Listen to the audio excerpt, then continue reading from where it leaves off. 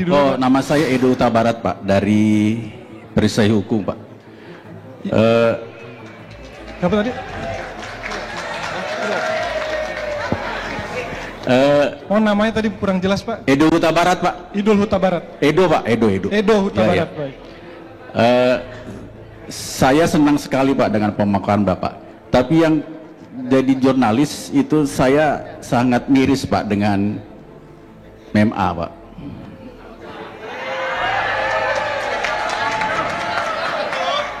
Benteng terakhir hukum di Indonesia adalah MA, Pak.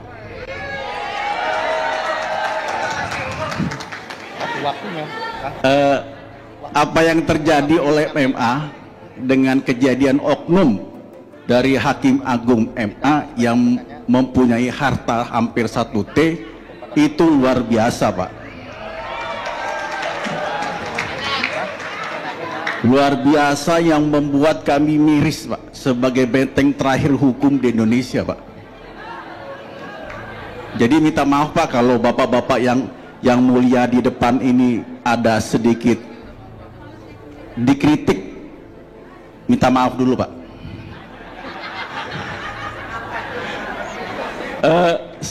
Itu yang mengganjal, Pak, selama 2004 ini, Pak. Yang banyak Markus, Pak, maklar kasus yang ada di sini, Pak. Saya nggak tahu, Pak, PK itu diputuskan, maaf ini tanda kutip, sepihak, tanpa ada, ini kalau di pengadilan itu kan ada sidang, Pak, yang ditonton oleh terbuka, ada jurnalis juga bisa lihat gitu. Tapi kalau di MA ini kita nggak bisa lihat, Pak, bagaimana keputusannya ditolak atau diterima. Yang ada di MA itu apa, itu sudah ditolak gitu aja, sudah diterima gitu aja, Pak. Jadi dalam arti, dalam tanda kutip, itu berarti sidang tertutup gitu, Pak. Jadi sebenarnya itu, Pak, unek-uneknya, Pak, dari kita, Pak, jurnalis, Pak. Mohon dibukakan pintu, maaf, Pak, sebelumnya, Pak, agar pertanyaan saya ini bisa memberikan arti, Pak. Ya, Pak, terima kasih, Pak. Baik, terima kasih Pak Edo atas responnya. Satu berupa pandangan dan satu pertanyaan. Selanjutnya Ibu yang berbaju hijau.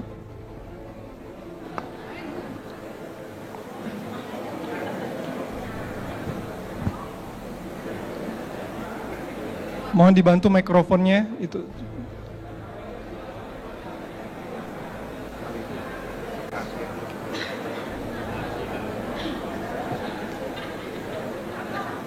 Cek.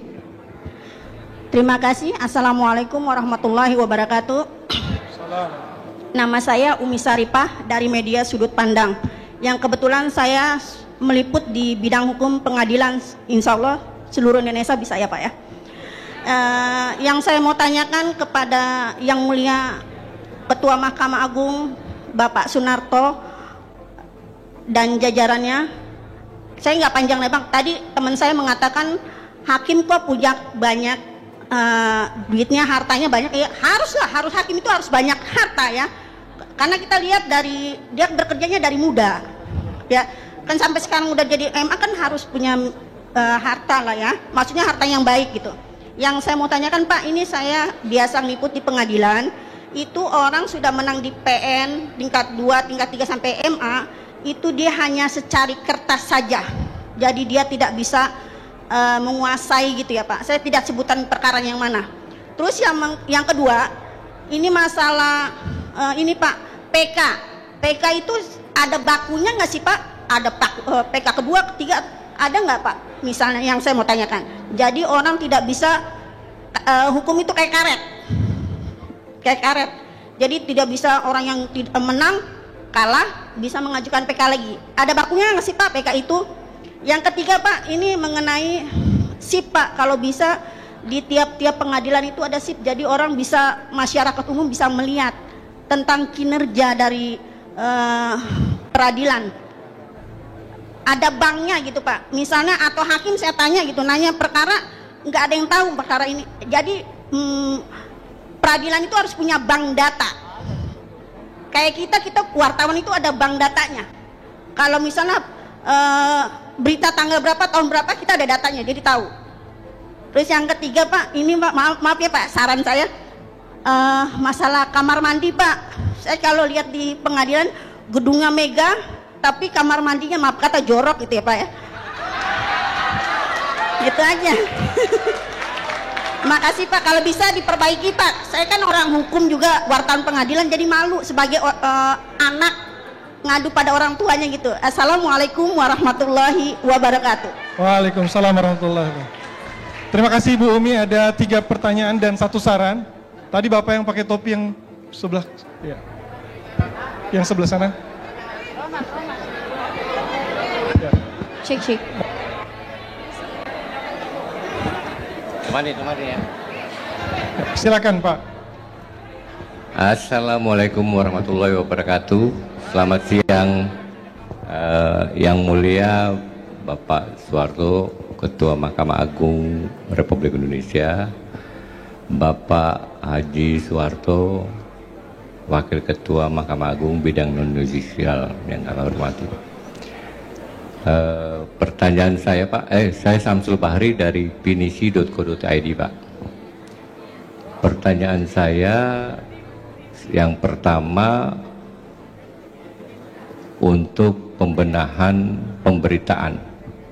Jadi di grup media MA yang saya ikuti itu Pak, saya lihat itu pemberitaannya hanya di lingkungan Mahkamah Agung saja. Di tingkat pengadilan pertama itu malah tidak pernah ada gitu. Kalau toh ada itu kami dapati ya dari teman-teman media. Yang pertama Pak. Yang kedua mungkin penting jadi masukan buat petinggi Mahkamah Agung dengan beberapa kalinya ini polemik yang diterpa di Mahkamah Agung, dibutuhkan mungkin rotasi Pak, rotasi ASN hakim di tingkat provinsi, biar ada penyegaran gitu Pak. Begitu Pak. Jadi yang mereka bertugas sudah 5 tahun, 10 tahun ya mungkin dirotasi lah. Nah begitu pula juga di MA kalau perlu Pak. Biar hasil yang selama ini masyarakat pencari keadilan itu lebih percaya bahwa Mahkamah Agung dan jajarannya itu melakukan pembenahan yang maksimal. Begitu yang mulia. Mungkin itu saja Pak pertanyaan dari saya. Makasih banyak Pak. Baik Pak Samsul, ada 2 hal. Yang pertama soal pembenahan, pemberitaan dan rotasi hakim. Kita sudah mendapatkan 3 orang penanya yang mulia. Pertama dari Pak Edo Huta Barat soal respon mengenai integritas, dan yang kedua mengenai kehadiran dalam sidang PK. Yang kemudian tadi Bu Umi Salifah mengenai kemenangan di atas kertas tapi tidak bisa menguasai objek sengketa, kemudian batasan PK ada berapa kali, dan kemudian bagaimana sistem bank data di pengadilan, dan terakhir saran mengenai kamar mandi. Ya ini mungkin karena sering datang ke pengadilan jadi Ibu bisa melihatnya sendiri. Kemudian Pak Samsul mengenai pembenahan pemberitaan dan rotasi hakim dan ASN. Demikian yang mulia, kami persilakan yang mulia.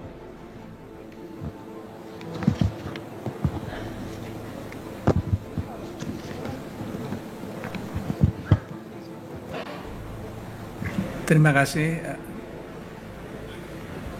Pertama saya menyampaikan terima kasih kepada rekan-rekan jurnalis yang telah mengajukan pertanyaan. Yang pertama Pak Edo Huta Barat dari Perisai Hukum ya Pak ya. Saya cuma ingin ngoreksi sedikit bahwa ZR itu bukan Hakim Agung, tapi adalah pegawai Mahkamah Agung, pernah pejabat eselon 1 di Mahkamah Agung, dan sudah purna bakti sejak tahun 2022 awal kalau nggak salah, di bulan Januari. Jadi hartanya yang 1 triliun saya tidak berhak, dan saya belum pernah membantu menghitung belum pernah gitu loh. Sehingga Saya nggak tahu pasti, cuman saya memang di media mendengar seperti itu. Tapi yang jelas itu bukan hakim agung dan sudah purna bakti sejak awal Januari 2022 yang lalu, sudah hampir 3 tahun. Dan terkait dengan sidang yang tertutup, ini perlu saya jelaskan bahwa Mahkamah Agung itu adalah lembaga peradilan iudek iuris. Jadi Mahkamah Agung itu hanya menilai masalah-masalah hukum. Jadi dan penerapan hukum, bukan masalah iudek fakti. Sedangkan pengadilan tingkat pertama, tingkat banding itu adalah pengadilan iudek fakti. Jadi fakta-fakta, bukti-bukti dipertimbangkan di pengadilan tingkat pertama, tingkat banding. Tapi juga untuk memenuhi harapan itu, Mahkamah Agung telah melakukan live streaming ketika membacakan putusan. Itu Bapak Ibu sekalian. Jadi sidangnya, semua sidang itu terbuka, semua sidang peradilan terbuka, dan kecuali itu yang memang menurut undang-undang tidak boleh terbuka. Misalnya menyangkut terpidana terkait dengan kesusilaan, atau terdakwanya atau para pihaknya anak-anak, itu kami memang sidangnya tertutup. Walaupun di Mahkamah Agung, ketika Mahkamah Agung sidang, itu selalu membuka sidang demi keadilan berdasarkan ketuhanan Yang Maha Esa, terus dinyatakan putusannya diawali oleh ira-ira itu, dan sidangnya dinyatakan terbuka gitu loh. Dia terbuka karena dihadiri juga oleh panitera pengganti, bahkan yang ada di Mahkamah Agung. Saya nggak bisa membayangkan kalau 31.000 perkara lebih yang harus disidangkan terus terbuka. Mau pakai ruang sidang di mana gitu loh. Kalau memang harus terbuka, saya nggak bisa membayangkan gitu. Satu majelis itu rata-rata bisa sampai 30-50 perkara yang diputus. Biasanya setiap hari itu. Kalau sidangnya dibuka terus, ya saya bingung tempatnya juga gitu loh. Dan memang karena iudek iuris itu Mahkamah Agung tidak akan membahas hal-hal yang terkait dengan question of fact. Masalah-masalah fakta di persidangan itu nggak akan dipermasalahkan lagi oleh Mahkamah Agung, karena itu kewenangan jadi iudek fakti, yaitu pengadilan tingkat pertama dan tingkat banding. Kira-kira itu jawabannya. Terus terkait dengan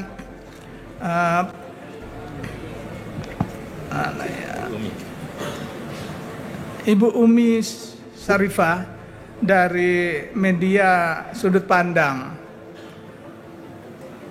Ini ada putusan di tingkat pertama, tingkat banding maupun kasasi menang, tapi di atas surat aja tidak bisa menguasai. Ada 3 jenis putusan yang dektumnya atau amarnya itu menghukum, ada yang dektumnya itu deklaratif, hanya menyatakan, ada yang dektumnya itu amarnya konstitutif. Yang menentukan amar dektum itu bukan hakim, tapi permintaan atau petitum dari gugatan para pihak yang bersengketa. Hakim tidak boleh nambah-nambahin. Wong pihak yang bersengketa itu tidak minta, hakim malah memberi, itu nggak boleh, melanggar asas ultra petita.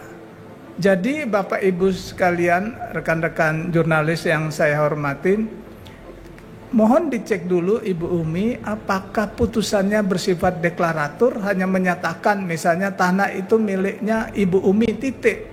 Tapi kalau yang bisa dieksekusi ada kata-kata menghukum. Menghukum si A untuk menyerahkan tanah objek sengketa tersebut dalam keadaan kosong kepada Ibu Umi. Nah, kira-kira itu ada. Kalau tidak ada kata-kata itu memang tidak bisa. Saran saya, ngajukan gugatan baru. Petitumnya, permintaannya cuman mengatakan minta menyerahkan, menghukum si lawannya itu untuk menyerahkan tanahnya kepada yang menang tadi, dan minta putusannya serta-merta, yud barfar biforat. Jadi walaupun banding kasasi PK itu masih langsung bisa dilaksanakan putusan itu. Yang berikutnya Bu Umi tanya sebenarnya PK itu berapa kali? Sebenarnya 1. PK itu adalah upaya hukum luar biasa. Ada 2 jenis upaya hukum. Yang pertama upaya hukum biasa, banding dan kasasi. Yang kedua adalah hukum luar biasa. Hukum luar biasa itu adalah upaya hukum yang merupakan penghargaan diberikan oleh negara yang sifatnya sebenarnya harus selektif. Dan memang hanya 1 kali PK itu. Tapi Mahkamah Agung mengeluarkan surat edaran Mahkamah Agung nomor 10 tahun 2029 bila mana ada pertentangan antara putusan dengan putusan yang lainnya yang sama-sama berkekuatan hukum tetap, maka dibuka peluang untuk melakukan PK 2 kali. Jadi PK hanya sekali. Kalau tidak ada pertentangan putusan, itu tidak akan diterima oleh Mahkamah Agung. Putusannya akan ditolak oleh Mahkamah Agung. Itu prinsipnya Ibu Umi. Terus peradilan harus memiliki bank data. Kami sebenarnya punya SIPP yang bisa diakses oleh siapa saja itu. Jadi bank data kami di tingkat pengadilan itu bisa diakses gitu.